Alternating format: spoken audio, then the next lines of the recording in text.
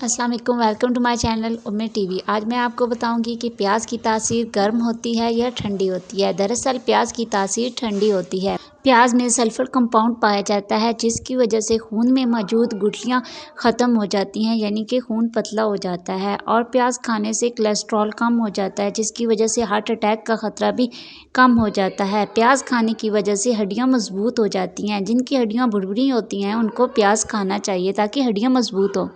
प्याज भुरभुरी हड्डियों को भी मजबूत करता है और कैंसर के इलाज के लिए भी मामून साबित हुआ है।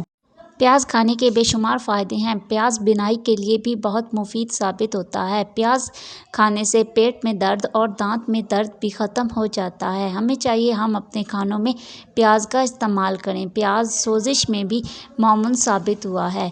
प्याज के बेशुमार फ़ायदे हैं जिनको आप अपना के अपनी ज़िंदगी में सेहतमंद रह सकते हैं। प्लीज़ सब्सक्राइब माय चैनल अगर आपको मेरी वीडियो अच्छी लगी हो तो।